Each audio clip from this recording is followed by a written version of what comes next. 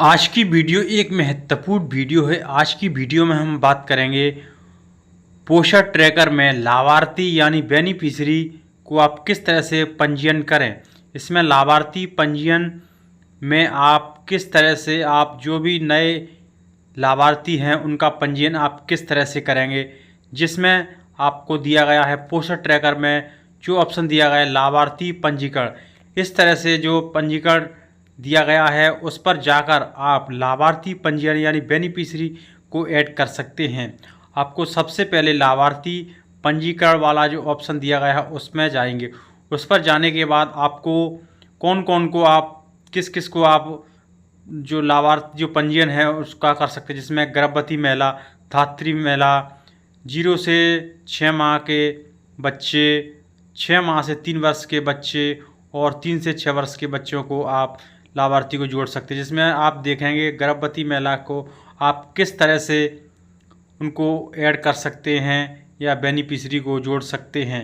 इसके लिए सबसे पहले आप जो दिख रहा है लाभार्थी, इसमें गर्भवती महिला वाला ऑप्शन, उस पर आप क्लिक करेंगे। इसमें क्लिक करने के बाद आपको सबसे पहले दिखेगा गर्भवती महिला का नाम।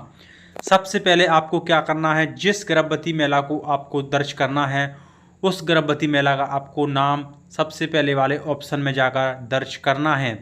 इसमें और उसके बाद आती है आपकी भाषा में, जिसमें आप जिस भाषा में, जैसे ऊपर गर्भवती आपने इंग्लिश में लिखी है और नीचे आपकी भाषा है मातृभाषा हिंदी, तो आप हिंदी में लिखेंगे। अगर अन्य भाषा है, जो भी आपकी भाषा है उस भाषा में आप जो दूसरे वाला दिया गया है उस पर आप दर्ज करेंगे। इस तरह से मैं बता रहा हूँ आपको। इसमें आपको दिख रहा है आपकी जो भाषा है हिंदी, तो आप हिंदी में आप इस तरह से लिख सकते हैं। इसमें मैंने इंग्लिश में आरती ऊपर लिखा है और नीचे हिंदी में लिखा है। उसके बाद आता है पति का नाम, जिसमें जो गर्भवती महिला है उसके पति का नाम आपको दर्ज करना है। जिसमें उसके पति का क्या नाम है उसको आपको दर्ज करना है। जैसे पति का नाम है कोमल, तो आप कोमल लिखेंगे। उसके बाद आता है गर्भवती महिला का आधार संख्या। इसमें जो भी बेनिफिशियरी में गर्भवती महिला को ऐड किया है उसमें आप आधार कार्ड आप लिख सकते हैं। जैसे मैंने इस तरह से लिखा है, जिसमें आप ऑप्शन में दिया गया है आधार कार्ड, उसको उसके बाद आपको आधार कार्ड में जो डेट ऑफ बर्थ है या जन्म दिनांक है उसको आधार के हिसाब से ही आपको दर्ज करना है, जिसमें जो डेट है। उसके बाद जो लाभार्थी के पति का या लाभार्थी का जो भी मोबाइल नंबर है उसको आप दर्ज करेंगे। और उसके बाद नीचे दिया गया श्रेणी, यानी किस श्रेणी में जो गर्भवती महिला है वो आती है, सामान्य में आती है, ओबीसी में आती है, एससी में आती है या एसटी में आती है या अन्य में आती है। जो भी है, जो भी कैटेगरी है, जैसे एससी में तो एससी, ओबीसी है तो ओबीसी, इस तरह से आप उनकी जो कैटेगरी है उसको आप भरेंगे। और उसके बाद जो दिया गया है, क्या आप धार्मिक अल्पसंख्यक से संबंधित हैं। अगर हितग्राही जो अल्पसंख्यक में आता है तो हाँ, अगर नहीं आता है तो नहीं वाले ऑप्शन पर ही आप टिक रहने दें। और इसके बाद जो बेनिफिशियरी है, लाभार्थी है, क्या यह आपकी पहली गर्भावस्था है। जैसे गर्भवती है जो पहली है तो पहली हाँ, अगर नहीं है दूसरी है तो नहीं वाले ऑप्शन पर क्लिक करेंगे। और उसके बाद जो नीचे दिया क्या पहले गर्भपात हुआ है, अगर गर्भपात हुआ है तो हाँ, अगर नहीं हुआ है तो नहीं वाले ऑप्शन पर क्लिक करेंगे। और उसके बाद आप गर्भवती महिला की एलएमपी डेट यानी अंतिम मासिक चक्र का जो माहवारी है उसको आपको दर्ज करना है। उसके बाद आता है नीचे निवास स्थिति। निवास स्थिति मतलब कि यह आंगनवाड़ी क्षेत्र में निवास कर रही है या नहीं। अगर बाहर कर रही है तो अस्थाई, अगर आंगनवाड़ी क्षेत्र में है तो स्थाई वाले ऑप्शन पर आप टिक मारेंगे। और उसके बाद जो नीचे दिया गया सबमिट वाला ऑप्शन, उस पर सबमिट करके आप हितग्राही यानी बेनिफिशियरी को आप जोड़ सकते हैं या ऐड कर सकते हैं। इस तरह से आप अपनी गर्भवती महिला का जो पंजीयन है वो इस तरह से करेंगे। इस तरह से आप अपनी गर्भवती महिला का जो पंजीयन है आप इसी तरह से कर सकते हैं। और उसके बाद आता है गर्भवती के बाद धात्री माता का पंजीयन। लेकिन आप अगर कोई धात्री माता छूट जाती है तो आप नया पंजीयन किस तरह से करेंगे। लेकिन आप इस तरह से गर्भवती के बाद धात्री माता हैं उसको इस तरह से आपका जो पेज है वो इस तरह से खुल जाएगा। उसमें सबसे पहले दिया गया धात्री माता का नाम। सबसे पहले जो ऑप्शन दिया गया है धात्री माता का नाम, जैसे किसी का नाम रानी है तो रानी, और उसके बाद आपकी भाषा में नाम, जैसे हमारी भाषा है हिंदी तो हिंदी में आप नाम लिख सकते हैं। उसके बाद उसके जैसे रानी है तो आप रानी हिंदी में लिख सकते हैं। और उसके बाद जो नीचे दिया गया है पति का नाम, इसमें दिया गया है जो धात्री बेनिफिशरी है वो बेनिफिशरी के पति का नाम आप ऐड कर सकते हैं। इसमें जो कि इंग्लिश में ही आएगा ना कि हिंदी में। इसमें सिर्फ धात्री माता का ही नाम हिंदी में आ सकता है। उसके बाद आता है आधार संख्या, जिसमें जो धात्री माता है उसका आधार संख्या आपको दर्ज करनी है। उसके बाद आता है जन्म तिथि। जन्म तिथि आपको वो ही डालनी है जो धात्री माता के आधार कार्ड में दी गई है, उसी के अकॉर्डिंग ही आपको आधार कार्ड के अनुसार ही आपको डेट ऑफ बर्थ आपको दर्ज करनी है इस तरह से। और उसके बाद नीचे दिया गया है मोबाइल नंबर। आप धात्री माता का या उसके पति का मोबाइल नंबर दर्ज करेंगे इस वाले ऑप्शन में। उसके बाद आता है प्रसव दिनांक। जो गर्भवती के बाद जो धात्री में आती हैं तो उसके जो प्रसव हुआ है, उसके जो बच्चा जन्म हुआ है तो उस बच्चे की जन्म की तारीख आपको दर्ज करनी है। उस प्रसव की जांच जो दिनांक है उसको आपको दर्ज करना है। उसके बाद आता है या एससी में या एसटी में, वो भी आपको दर्ज करना है, जिसमें जो वर्ग है एससी एसटी ओबीसी या सामान्य उसमें है। उसके बाद आता है क्या आप धार्मिक अल्पसंख्यक से संबंधित है। अल्पसंख्यक में जो भी आते हैं जैसे मुस्लिम, ईसाई, सिख जो भी आते हैं वो जो अल्पसंख्यक में आते हैं जो, और अगर है तो हाँ, अगर नहीं है तो नहीं वाला ऑप्शन दिया गया है उस पर आप टिक करेंगे। उसके बाद आता है शिशु लिंग, यानी शिशु कौन है, जैसे पुरुष या स्त्री। उसके बाद आता है निवास स्थिति। निवास स्थिति, इसमें स्थिति क्या है, स्थायी है या अस्थायी। उसके बाद आता है सबमिट करें।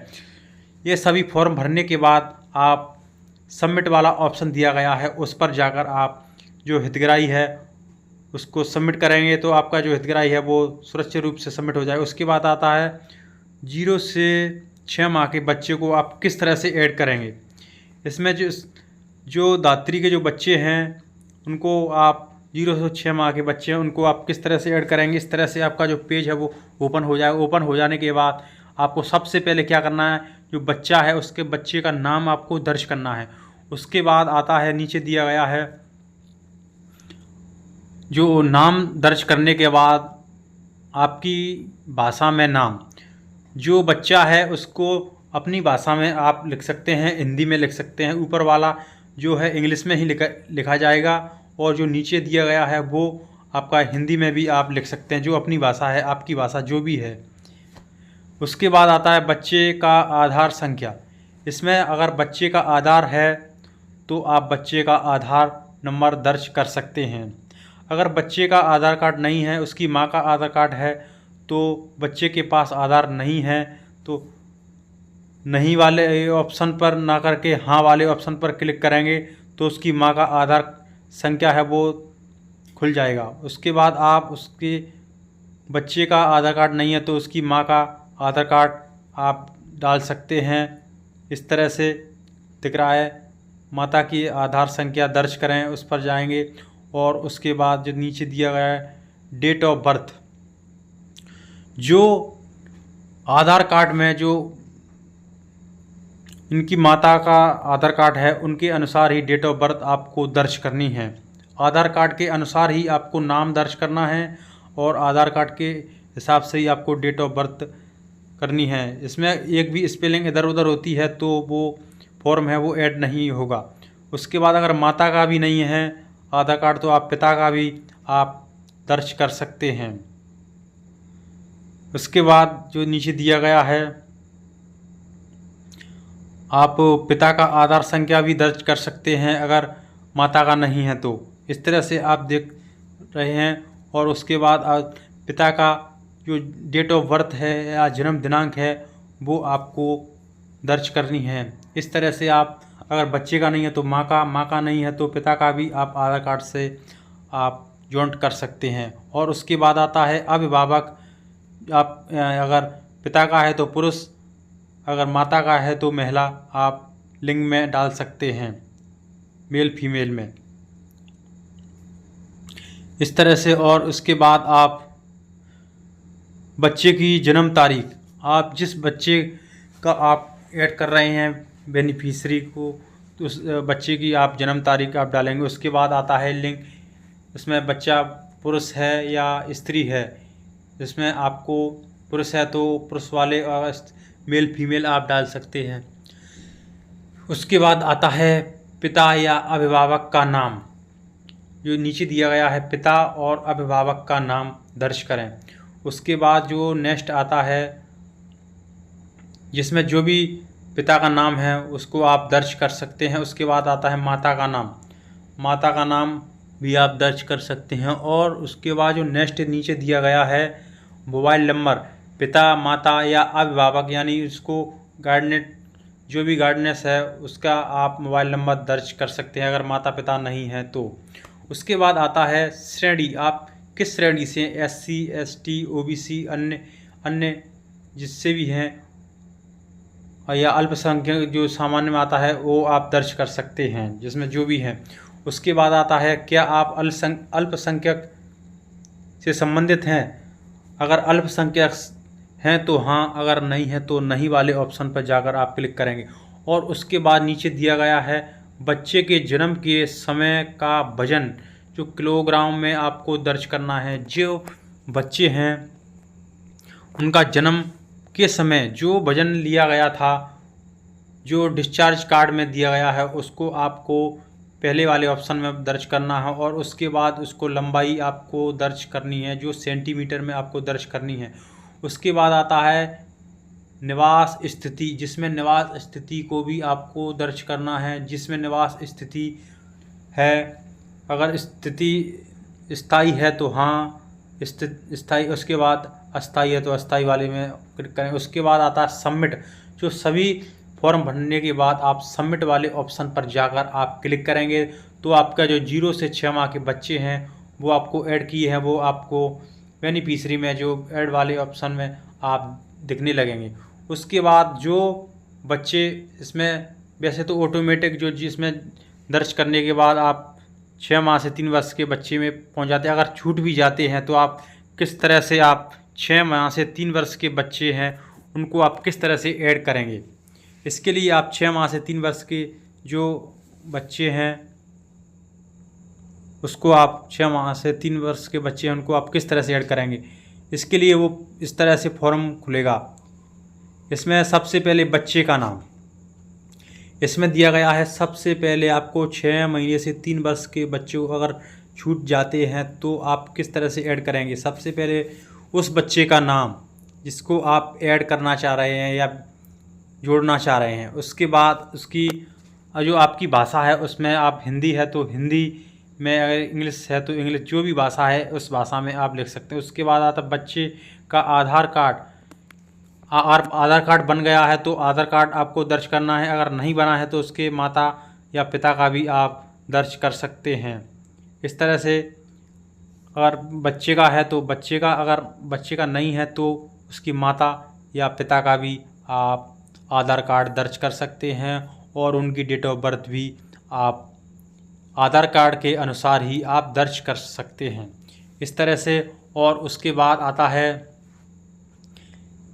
इसमें जो बच्चे का लिंग, इसमें बच्चा मेल है, फीमेल है या पुरुष है या स्त्री है, वो आपको दर्ज करना। उसके बाद आता है पिता या अभिभावक का नाम, उसके बाद पिता और अभिभावक का नाम, उसके बाद माता का नाम आपको दर्ज करना है। उसके बाद आपको मोबाइल नंबर आपको फिल करना है।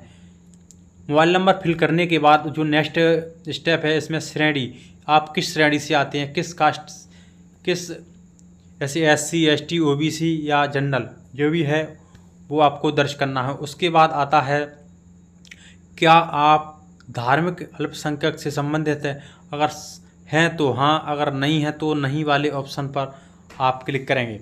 उसके बाद आता है निवास स्थिति। निवास स्थिति में देखेंगे स्थायी या अस्थायी, अगर आंगनवाड़ी क्षेत्र में तो स्थायी, अगर नहीं रहता है तो अस्थायी रूप से इसमें लिख सकते हैं। उसके बाद आता है नीचे दिया है सबमिट। सबमिट वाला ऑप्शन देने के बाद आपका जो फॉर्म है वो भर जाएगा और आपका जो बच्चे का जो ऐड आपका इस तरह से सबमिट हो जाएगा। उसके बाद आता है 3 से 6 वर्ष के बच्चे, अगर जो भी छूट जाता है या नए बच्चा है उसको आप किस तरह से दर्ज करेंगे। इसके लिए आप जो 3 वर्ष से 6 वर्ष के बच्चे उस वाले ऑप्शन पर जाकर आप क्लिक करेंगे।